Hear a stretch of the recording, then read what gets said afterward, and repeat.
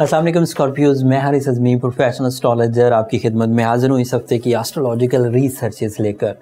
अगस्त के पहले 7 दिनों में एक एस्ट्रोलॉजिकल चेंज है और वो आपके लिए गैर मामूली है।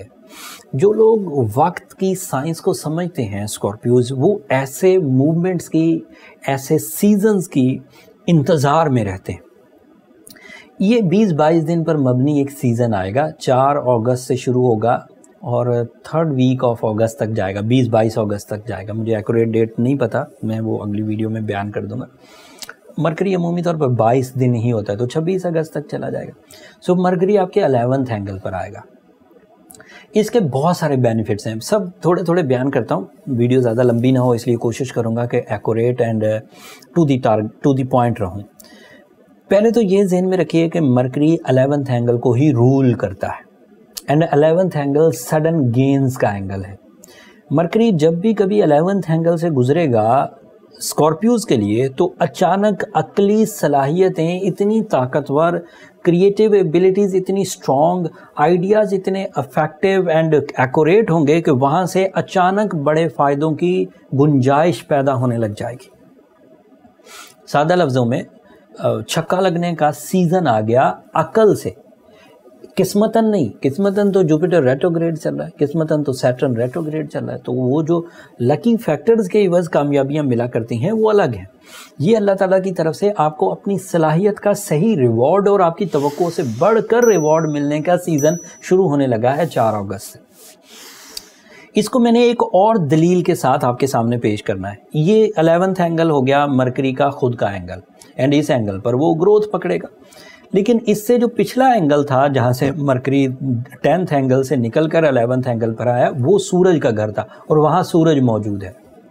इन दो प्लैनेट्स का अपने अपने घरों में मौजूद होना यूनिक कॉन्सेप्ट दे रहा है फॉर द मटीरियल अचीवमेंट्स। मतलब जहाँ अपॉर्चुनिटीज़ की ज़रूरत होगी, वो सूरज की वजह से अल्लाह ताला की तरफ से सूरज एक साल में एक दफ़ा 10वें एंगल से गुज़रता है। वो गुज़र रहा है 20 अगस्त तक, वो 10th एंगल से ही आहिस्ता आहिस्ता गुज़रता रहेगा और आपको career opportunities, job opportunities, job increments, promotion, relation with the seniors, relation with the bosses, relation with the colleagues, multitasking, extra investments, half hearted investments भी आपको फुल रिवॉर्ड्स देंगी। बट वो अब मज़ीद बढ़ जाएंगी जब मरकरी नए आइडियाज़ प्रोड्यूस करेगा, नई राहें खोलेगा, नई माइंड स्किल्स प्रोड्यूस होंगी, एक्यूरेट होंगी, एग्जैक्टिव होंगी, टारगेटफुल होंगी, कंक्लूजन्स बहुत अच्छे होंगे, प्लेजर्स मतलब बनकर आपके सामने आएंगे और इन दोनों का मिक्सचर अगले 20-22 दिनों को गैर मामूली कामयाबियों की तरफ ले जाएगा। इन गैर मामूली कामयाबियों में आपकी हेल्थ भी अच्छी रहेगी, क्योंकि मरकरी इज़ रिप्रेजेंटेटिव, आपकी जो कानूनी मामलात हैं वो भी अच्छे रहेंगे। Mars is representative of your health and that is also in good form. आपके 7वें घर में है इस वक्त मार्स, तो आपकी अट्रैक्शन, आपकी जो नेचुरल स्किल्स हैं वो बड़ी अच्छी फॉर्म में। आपकी अट्रैक्शन एंड आपकी नेचुरल स्किल्स आपकी लाइफ पार्टनरशिप की वजह भी बन सकती है। 7th एंगल पर मार्स तवक्कुआत के मुताबिक लाइफ पार्टनरशिप कंसीव करवाता है। तवक्कुआत के मुताबिक आपको आपका कंपेनियन मिल सकता है, या जो कंपेनियनशिप पहले आपके पास मुयस्सर थी या जो प्रपोज़ल आपके पास मुयस्सर था और आप डिसाइसिव नहीं थे, so during the mercury season आप डिसाइसिव हो जाएंगे। 11th एंगल पर मरकरी मैरिटफुल डिसीजंस करवाता है। मार्स 7th एंगल पर अच्छा, सन 10वें घर में अच्छा, मरकरी 11th एंगल पर अच्छा। इन 3 प्लैनेट्स की अच्छाई की वजह से शॉर्ट टर्म फेवर्स आपको भरपूर मुयस्सर हैं for the pleasures of life, for the successes of life. And Jupiter की रेट्रोग्रेशन आपके लिए 6th एंगल पर है, सो वो एक टफ टाइम क्रिएट करेगी। So you are not too lucky. So आपको डिपेंड ज़्यादा करना पड़ेगा अपनी सलाहियतों पर, अपनी एक्यूरेसी पर, अपनी एक्सप्लेनेशंस पर, अपने सडन गेन्स पर, अपने प्लान्स पर, अपने रिसोर्सेज पर एंड अपने डिसीजंस पर। लेकिन अगर आप खुशबख्ती के, ये भी इनफैक्ट एक तरह से खुशबख्ती है, इस तरह की खुशबख्ती के लिए मेहनत करके एक्यूरेसी के साथ कामयाबियाँ मिलती हैं। जो दूसरी तरह की खुशबख्ती होती है उसमें कुछ करना नहीं पड़ता है और मुफ्त में कामयाबियाँ मिलती हैं, वो ब्लेसिंग्स कहलाती हैं। ये गोल्डन टाइम कहलाता है, the golden season of your achievement, the golden season two convert your skills into rewards.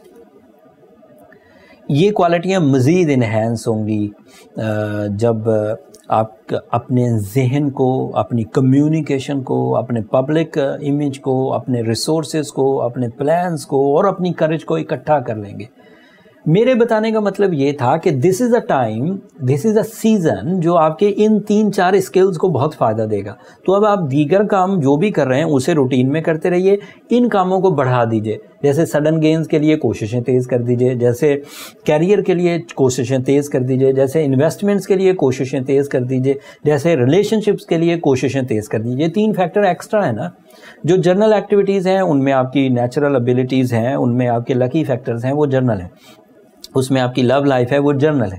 But otherwise जो आपके पास पॉजिटिविटीज़ हैं वो इतनी ज़्यादा हैं कि आप अपनी लव लाइफ को मरकरी के इवज़ कंसीव कर सकते हैं, अपने कैरियर को कंसीव कर सकते हैं, अपने करेज को कंसीव कर सकते हैं, उससे जो फ़ायदे ले सकते हैं वो ले लीजिए। सूरह शम्स पढ़ना मज़ीद इन्हेंस कर देगा आपकी एबिलिटीज़ को। ओपल पहनना और ज़्यादा इन्हेंस कर देगा। रूबी आपके लिए एक पावरफुल फ्रेंडली रेडिएशन सोर्स है जो आपकी नेगेटिविटीज़ को, आपकी सेंसिटिविटीज़ को रिकवर कर देगा।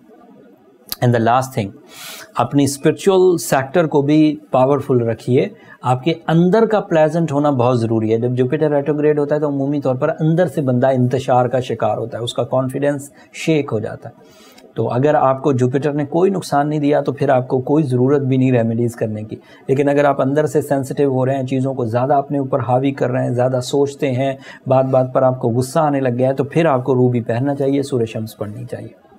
अगर कोई स्कॉर्पियो मेल या फीमेल, कोई स्टूडेंट या कोई हाउसवाइफ या कोई बिजनेसमैन ऑलरेडी सूरह शम्स पढ़ चुके हैं एंड रूबी पहन चुके हैं और फिर भी ठीक नहीं हो रहे, तो फिर उन्हें अपने पर्सनल कैलकुलेशंस की तरफ जाना चाहिए। उसके लिए ये नंबर नीचे चलते रहते हैं, उन पर रब्ता करके आप अपने लिए टाइम ले सकते हैं।